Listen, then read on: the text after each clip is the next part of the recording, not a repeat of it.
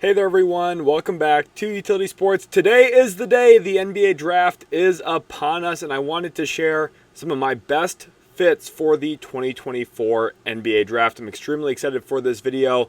Really appreciate each and every one of you. You guys have been really killing it with the support on the channel as of late. If it does not bother you, I would really appreciate if you guys could leave a like, subscribe to the channel, especially if you're new. I've seen a lot of new subscribers popping up. Really awesome to see. Without further ado, let's jump into it here now with a video preview. What are we going to talk about in this video? First of all, we're going to start with some of the best fits for teams and prospects in this draft. Mostly mutually beneficial fits in this entire draft class. Some of the best landing spots for specific prospects, because at the heart of drafting, at the heart of basketball, if you have players who can functionally fit around other talent, functionally fit into a team system, their identity, the way that they play, that is how you're going to get the most out of a player. And I think in this draft especially, that is even more important with how this draft maybe doesn't have that true generational face of the franchise type of guy. What it does have is a lot of players who can be really high contributors to winning, really impactful pieces on good NBA teams now and down the road. And I think with that fit and congruity, the way that they function together is really important, especially in this draft. It's important in every class, but especially this year. I tried to keep them realistic in this video with my presumed draft ranges. So even though Alex Sarr would be a fantastic fit in a lot of different places, for example, I tried to keep it realistic to where I expect them to actually go, what draft range they'll likely be in. Now, it doesn't mean I expect these players to necessarily get picked there. It's not the same as a mock draft, but they're within that draft range, and some examples that I would love to see landing in certain spots on draft night. I will be live on the channel later today, so make sure you guys stay tuned for that. I'm going to be covering the NBA draft a lot more, a lot deeper, with live content, live coverage. And if you guys have questions, comments, anything you want to know, I will be live on the channel reading your comments live on stream. So make sure to stop in for that. And I have a huge thank you for you guys as well. Yesterday was my golden birthday. You guys killed it in the comment section yesterday. A lot of love and support, not only to me, but also for the draft work I've done this year. I've really appreciated reading the comments. A lot of support has come in over the last week or so. And it's always good when you get to the end of the process and you've spent so much time, hard work, energy, and just the sheer number of hours I put into this. To have that kind of support from you guys from the bottom of my heart has really meant a lot. So I really want to thank you. You have meant a lot to me. And it's very, very positive for my mental health and for everything I've got going on in my life to have your guys' support behind me. The positive comments, the nice things you guys have to say. Even though it might not seem like a lot, it's a small little gesture. It really does go a long way in helping me feel good about the work I do and just keeping me motivated. I'm very internally motivated. I love doing this. I'm never going to stop. But having your support, having your kind words of affirmation along the way really does go a long way for me as well. So thank you guys from the bottom of my heart. Now we're on to the New Orleans Pelicans. Let's get past some of that sentimental stuff here and talk about some hoops. And I'm excited to talk about New Orleans because there's a lot of different players that could fit really well for the Pelicans in this draft. And I think the Pelicans have a lot of questions. Are they going to look at a point guard? Are they going to look at a center? Could they look at a wing with the Brandon Ingram drama? What will their roster look like a week from now? I don't know if anyone really has the answer to any of those questions. I'm not even sure if their front office has the answer to those questions because they just promoted a brand new GM after losing Trajan Langdon to the Detroit Pistons. The Pelicans are in a little bit of flux right now with a lot of big questions looming over their franchise. They could look at an inside center, someone who would be a big upgrade over Jonas Valanciunas, maybe like a Zach Edey. You could also look at a point guard, someone like Carlton Carrington could make some sense. But I think the cleanest, most obvious fit for them on draft night is DaRon Holmes II from Dayton. I think with his talent, his ability to really change the game with his screening dynamism, that's been really the key vocab word for me here with DaRon Holmes II. I'm a Dayton Flyers fan first. I really love watching this kid play. He's really darn good at basketball. And I think the best place for him to land, and I think the best place for New Orleans to look is no further than DaRon Holmes II. His ability to function as a short roller, make reads catching around the nail, and then also functioning as a driver of the basketball in those places and using his athleticism, his quickness, and his touch to score out of the middle of the floor would be really beneficial for them if teams try to blitz Zion or if teams are sagging off of him as well. Holmes can function in the pocket extremely well, has good touch that I've already mentioned. But he's also a good long roller. He's athletic enough to finish above the rim. He also has a nice right baby hook. So if you get switches, which some teams might look to do against Zion Williamson, switching either the big onto or off of him in screen and roll action, DaRon Holmes II can punish those smaller matchups, which would probably help the Pelicans keep centers off of Zion to begin with. But secondly, even if teams still go that way, then you can get that switch you want, and DaRon Holmes II could still work out of that. And then really at the heart of it is his pick and pop game, especially against teams that are trying to limit Zion Williamson's paint presence, his ability to score points in the paint. Holmes's ability to stretch the floor. He shot over 83s this past year for the Flyers. We've seen consistent ramp up in volume for him from where he was as a freshman a couple years ago to a sophomore last year to a junior this year. He's just constantly gotten better as a shooter with higher volume, better efficiency, and we've just seen him kind of hit his stride as a perimeter shooter. I think out of all of the big men in this draft, he's one of the safest projections from a three-point shooting perspective. And from there, I think the hope is that DaRon Holmes II can maybe blossom into a Miles Turner type of big man. Think about how impactful he's been over the years for Indiana, how his game has really worked well with Tyrese Halliburton, the playmaking field there. The Pelicans don't have a Tyrese Halliburton type point guard, but what they do have is one of the best rim pressure players in the entire league in Zion Williamson. So getting a big who can stretch the floor for him, set dynamic screens, function out of dribble handoffs, which is a key part of the way that New Orleans plays in the half court. I think Holmes II is a super smooth fit in New Orleans, and the first fit I wanted to talk about in this video. Jumping on to my second and third team in this video, and it's a tie between the Minnesota Timberwolves and the Boston Celtics, because there's a prospect that I think would just work tremendously for both of them in very different ways. I think he's a cleaner fit in Minnesota because of their big man play, but I think he's a better fit in Boston because of their spacing and the pace that they play with as well, with the way that they're able to drive and kick the basketball. That player, I'm sure you guys can guess who it is. He is folklore legend here at Utility Sports, Baylor Scheierman, my favorite prospect in the draft. I just absolutely love this kid. I think he's extremely talented. I think he's extremely underrated. I had him very, very high on my big board. If you guys haven't seen that video, make sure to go check it out before the draft tonight. Baylor Scheierman is the epitome of dribble, pass, shoot. And if you look at Minnesota, Chris Finch, one of his biggest beliefs as a coach and the way that they've built their roster under Tim Connolly is the value of playmaking. They've brought in guys like Monte Morris over time. They brought in Kyle Anderson. Karl Anthony Towns can pass, especially out of the post. Mike Conley's a very adept passer, someone who limits turnovers. Anthony Edwards has really blossomed as a decision maker with the ball in his hands, kind of turning into and becoming more of a lead guard. Minnesota has always valued that playmaking component. It's extremely important. They had Nickeil Alexander-Walker off the bench as well, who's capable of it. But with some of the questions about the roster going into next year, will Kyle Anderson be back? Will Monte Morris be back? There are questions about if Jordan McLaughlin will stay in Minnesota as well. Baylor Scheierman is not only a player who kind of replaces those guys, but I think he's actually a long-term better fit than any of those three because of his ability to also shoot the basketball. He shot a ton of deep threes this past year for Creighton. I think one thing that really hurt Minnesota once they got into the conference finals against Dallas, they just didn't have enough shooting, enough real floor spacing. And I think Scheierman's deep range, his ability to play make, be connective, but also attack closeouts and shoot the basketball will fit really, really well in Minnesota. They have pick number 27 in this draft, so if Scheierman does fall to them at that spot, this should be the pick that they make. With all things considered, they worked him out in the beginning of June. I believe it was June 6th. I know that there is internal interest in Scheierman. They've also brought in a bunch of other guys that could kind of fit some of their draft philosophies and needs, though, at that spot as well. So Scheierman's not a lock to go 27th, but I do really think there's a good possibility if he's on the board still at 27, the Wolves will walk away with him. But in the event they don't, that leads us to the Boston Celtics at pick number 30. They play with a 5-out spacing, obviously a very different construct than Minnesota, who has multiple big men and Rudy Gobert rolling to the rim a ton. I think that's also something Scheierman would work really well with. He's been awesome with Ryan Kalkbrenner in his couple years at Creighton. He would be tremendous with Rudy Gobert there in Minnesota as well as a lob duo partner.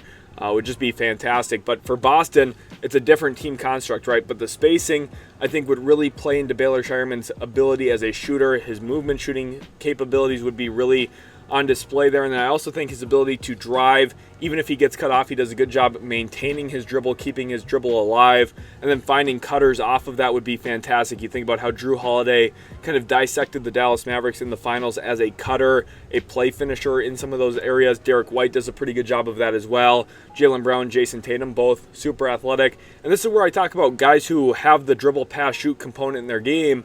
They're very seamless fits with anybody because Scheierman has the ability to read the floor. He's got a pretty creative handle. I think one of the more underrated handles in this entire class. And he shoots. There's no way he doesn't fit with basically any team because he's good at basketball. It's like really that simple. But I think these two teams most specifically would bring out some of his strengths. Minnesota with the lob threats around him, the athleticism around him. And then Boston from a spacing perspective and a cutting perspective I think would be very clean as well. If he goes to Minnesota or Boston, I think people will be talking about Baylor Scheierman as the steal of the draft 3-4 years from now. You can mark my words on that. Going into the fourth team I want to talk about, the Utah Jazz. And the Jazz, I think one thing's really important for me to say here. And it's about the trades that they made, trading away Donovan Mitchell, Rudy Gobert. They got so much draft capital. It's hard to say that they lost those deals. But I think one thing with those deals, they got Lauri Markkanen, they got some good players in there, Patrick Beverley. They brought in so many different pieces from those trades. They got fantastic value for those two players. I cannot deny that. But I think one foregone conclusion we had about this team when they made those trades was this team's going to tank, they're going to bottom out, and they're going to be really bad. They haven't done that yet. And if they don't trade Lauri Markkanen this year, who's been an all-star caliber player, are they going to be bad enough ever to get a top 2 or 3 pick? And if they don't, what is the long-term upside? What is the long-term ceiling of this team? That is a big question. But we're not going to address that problem right now. I just wanted to get that off my chest. I wanted to say that out loud. One of the best fits for them in this draft, remember they have the 10th overall pick, it's a player who has a little bit of injury history now. That player is Nikola Topic from Red Star. I think if you look at the way that Utah is built, they have a lot of scoring talent. They do. John Collins, depending on if he'll be there or not, tremendous play finisher. Lauri Markkanen, I've already talked about his all-star caliber play. A lot of that comes playing off the catch. He is one of the best play off the catch guys in the entire association.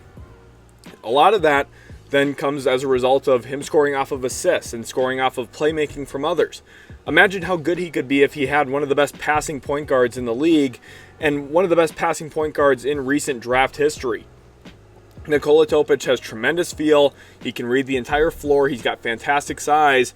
This is a very mutually beneficial pairing. If Nikola Topic lands in Utah, I think his playmaking feel and his positional size would fit really, really well in Utah with the amount of size they already have on the roster, the play finishing that they already have. And I think someone like Keontae George, who a year ago coming into his draft, I said was more of a combo guard. Utah kind of put him in that point guard spot. There was a lot of growth this year, but I also thought we saw some of the shortcomings of that as well. And even though I don't think it's the worst thing, and I think giving Keontae George those reps was really smart by Will Hardy and that coaching staff, I just don't know if that's going to be a super sustainable way to win, especially you think back to a couple of years ago when they had Mike Conley on the roster, the impact and the positive benefit that had for Lauri Markkanen in the first half of the season. I think getting a point guard like Nikola Topic, even if he can't play early in his career, that might even help you tank in 2025 a little bit. I think his presence long-term, his playmaking feel, his size, and his passing vision, along with some of that scoring upside he has as a slasher with a very creative handle, good change of direction and pace, I think he could fit tremendously well in Utah long-term. I think this would be a really great pairing for the two. Utah would be able to be very patient with him. If it takes a little bit for him to adjust to the NBA game, there's no problem with that. And at some point, maybe Utah starts raking in the positives of those trades of Donovan Mitchell and Rudy Gobert down the road, and then you have your point guard to facilitate to all the talent around him. The Washington Wizards are the fifth team I want to talk about, and there's a lot of different ways I could go here. They have pick number 26, they have a second-round selection, but they have pick number 2. And all signs point to this. Alex Sarr was answering questions in New York here before the draft. Tomorrow, today now, for you guys, Alex Sarr is going to be a Washington Wizard, okay? And I think he is a tremendous fit here for the Wizards. And you might say, a tremendous fit? It seems like their roster is not even really put together. That's exactly the point. They're so early on in their rebuild, so guess what? Getting a guy who is extremely versatile, can defend multiple different players. He can defend wings, he can defend bigs, he protects the rim, he runs in transition well, he's mobile. There's hope that he can become a quality jump shooter. He's already shown some signs and flashes of that early in his career. And if he puts on a little bit more muscle, gets a little bit stronger, and is able to play and finish through and around contact at a little bit of a higher level, it's not going to be in year 1, it's not going to be in year 2 probably, but I'm talking 3, 4, 5 years down the road. If he reaches some of those potential areas of growth, you could be looking at a dynamic all-star big man, and he could play the 4 or 5. And I think that's one of the biggest positives for Washington. We don't know what this team's going to look like 2, 3 years from now. For me, I think there's going to be a lot of things that I love about this team in 2, 3, 4 years. I think that everything Will Dawkins and Michael Winger is doing is extremely smart. I think they are taking a lot of long-term calculated approach decisions. I think they're being very, very wise in their moves. Drafting Bilal Coulibaly was all about his versatility and his upside. I think getting Alex Sarr here is going to be all about his versatility and upside. And in a few years, Washington's going to have this collection of freakishly lengthy, athletic, defensive-minded monsters. And they're going to be one of the most attractive places in the league for a top-end star if they don't organically get one through the draft. But there's a very good chance that they do. They could go into next draft and get Cooper Flagg if they get the number 1 overall pick. Then guess what? You're walking away with another defensive monster. But Cooper Flagg has even more offensive upside to live into and to grow into and progress in those areas. Washington, the league's going to be at their mercy potentially if everything goes right in this rebuild. Now, there's chances that their picks fall to 5 or that they don't get a top 3 pick, right? So you can't guarantee that they're going to be this elite long-term team, but I love the direction that they're taking. I think Alex Sarr, his versatility, gives the Wizards a lot of flexibility in their future team building. I think he's a tremendous fit here. They traded Daniel Gafford. They need a big man. They'll give Sarr a chance to be an NBA center, but also the ability to pivot down the road. If that's not going to be a feasible option, they're going to be able to add other big men around him and make him a 4. There's just a lot of flexibility here for Washington. I love the direction they're trending, and I think that they are one of the smartest teams right now in the NBA with every decision they make. I keep highlighting the trade of Bradley Beal. That was an absolute no-brainer decision by them. I can't believe Phoenix did that. I still have to harp on that. Let's go Washington. I got a little bit of hype in here for the Wizards fans in the channel. The Oklahoma City Thunder are a team that I think is very well poised to address a player and get a player who could be a potential tremendous fit for them. I think one of the best fits in the entire draft, honestly, if we're being completely honest. This kid would be so tremendous there, not only in the locker room but also on the court. That player, as you could have suspected, was Cody Williams from Colorado. The Thunder have already made their win now move. They went out and got Alex Caruso. Now, the Thunder have so many assets, they could go out and make another win-now move. They could even go and make 2 more win-now moves and push themselves forward to contention. But I talked about with Boston, the 5-out spacing. The Thunder have tried to mirror that, what the Celtics have accomplished. At the top, both teams have a top 10 player. Shai Gilgeous-Alexander, Jason Tatum. Shai Gilgeous-Alexander is the better player between the two, if we're being honest. You look at the MVP voting, you look at the raw numbers. Shai is an incredible talent. Then after that, you have an impressive wing player, Jalen Williams, compared to Jaylen Brown. Now, Jaylen Brown currently is the better player, but Jalen Williams has a lot of potential to grow into and blossom into. At the center spots for both of these teams, Kristaps Porzingis is one of the best shooting big men in the entire NBA with a ton of deep range, the ability to post up, shoot over smaller defenders, and protect the rim. Well, guess what? The Thunder have that type of guy as well. That same mold in Chet Holmgren, who's maybe even a little bit more versatile with a better handle, a little bit more defensive versatility out on the perimeter. Maybe not the sheer overall size at 7'3", but he's really darn close at about 7'1". The Thunder have that freakish 5 that you need to run that kind of 5-out system effectively. Then also looking at the fringes of their roster, you've got your defensive menaces for both teams in Alex Caruso and Lou Dort. Boston has their defensive menaces in Drew Holiday and Derek White. Obviously, both backcourts are extremely talented. I would give Boston's backcourt a significant offensive edge. I think Drew Holiday and Derek White are far better offensively than Lou Dort and also Alex Caruso, but it's not like Caruso and Dort are bad offensive players. They're respectable offensive players. I think for OKC, with the way that they want to pace and space and spread you out and drive and kick, you get one of the best drive and kick upside players in this entire draft in Cody Williams, someone who at 6'8", 7'1" wingspan is not going to jeopardize your defensive integrity at all. In fact, he's going to help you with that. Gives you another long, lengthy, athletic player in the lineup. He also is someone who I think is going to really be able to drive the basketball. He has a lot of rim volume, One of the most impressive things about the film during his time at Colorado was the amount of sheer volume he had at getting to the rim. He has a lot of length, and he's able to leverage that to get to the rack and score. And then from there, he becomes such a scoring threat that teams are going to collapse on him, and he has good playmaking feel and vision. And I think over the next couple of years, he's going to put on a little bit more muscle. I think that's where looking at his brother Jalen Williams is important, not from a sheer skill standpoint, but from a body type standpoint. Jalen Williams has been able to put on a little bit of muscle, really grow his body, and he was an older prospect coming in out of Santa Clara. Cody Williams is a true freshman. I think over the next 2-3 years, he's going to get stronger, he's going to get quicker, he's going to get more athletic, and that's when you're really looking at a player who can maybe assume the best potential in the entire draft. That's where I'm extremely excited for OKC. If they were to land him on draft night, I think it would just be an absolute home run fit and a beautiful pick on draft night. Thunder fans would love it, not only because Cody Williams' brother already plays there, but because Cody Williams is oozing and oozing with serious, real upside that would fit the way the Thunder play on both ends of the floor. Moving on to the Houston Rockets, and you know this had to be in this video. I'm sure Rockets fans, when you clicked on this, you knew exactly what I was going to say here. Shooting, shooting, shooting. The Rockets just made a big trade, sending away some of those Nets assets to get Phoenix Suns assets. It sounds like the Rockets have a lot bigger plans in mind as well, adding star talent to their current existing roster. We'll see how that pursuit goes for star talent, but a player who is a seamless fit with the way the roster is currently constructed and is a no-brainer fit, Sheppard from Kentucky. People are going to cry and moan, and they're going to be upset. A lot of people will be. Not all Rockets fans. Listen, I'm not pinning everyone together. Rockets fans, they're all different. They all think differently. But some Rockets fans are going to be really upset about taking a 6'1" guard who's white, who is predominantly labeled as a shooter. I understand some of those concerns, especially third overall. People are going to be very disappointed in that. But what I'm going to tell you is there's a reason I had Sheppard number 2 on my board in this draft. He is the epitome of dribble, pass, and shoot. He can handle the rock. He can play make out of the pick and roll. He can play make in the half court. He can play make in transition. He constantly makes the right play. He's not going to have the craziest highlight reel, but he's going to constantly make winning plays, and that's exactly what Houston needs. Their team, very, very talented, very, very close to being a true playoff team, and they're really young yet. So the upside is immense here in Houston. The core six is arguably one of the best young cores in the entire association.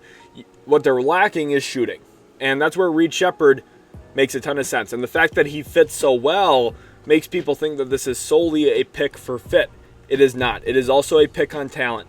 I think he's going to have a long, long career in the NBA. I think for a lot of time in his NBA career, he's going to be a very high-quality starter. And with that being the case in this draft where there's a lot of questions around the top and who are these players really going to become, a surefire thing, and I think Sheppard's about as close to it as you can possibly get in this entire draft, makes so much sense for Houston. They don't need a super home run, all-NBA type of player. They have all the draft picks in the world. Now after that Suns trade, they have all of the young talent in the world seemingly with Jalen Green, Alperen Sengun. Who knows who's all going to be there long term. The Rockets have all the potential. They need guys who fit. They need guys who can be ancillary pieces that amplify that talent. And I think Sheppard's gravity, decision-making, spacing, his quick feet, quick hands will all fit in very, very well for Houston. And on the flip side, I think the collection of Rockets talent, the collection of Rockets athleticism, the Rockets elite post-up young player in Alperen Sengun maximize Sheppard as well. If Sheppard went to a different destination where he didn't have all of the talent in the world around him, he didn't have this freakish collection of length and athleticism behind him, some of his flaws would become more glaring. I think this is a match made in heaven. I think Houston will be very happy with Sheppard, and I think Sheppard and his agent should be very happy with the potential of landing in Houston because of the natural, beneficial, mutual compliance of this relationship. I think the Rockets and Sheppard would be one of the biggest winners on draft night, if not the biggest winner, because it's the perfect fit, it's good value, and he's a top 2 player on my board in the 2024 NBA draft. Thank you all so much for watching. I really do appreciate each and every one of you. Like I said in the video preview in the open, I really hope you guys enjoyed. If you did, leave a like, subscribe to the channel for more content. Draft day's upon us, boys. Let's go get it. Thanks, everyone, and we'll catch you in the very next Utility Sports video.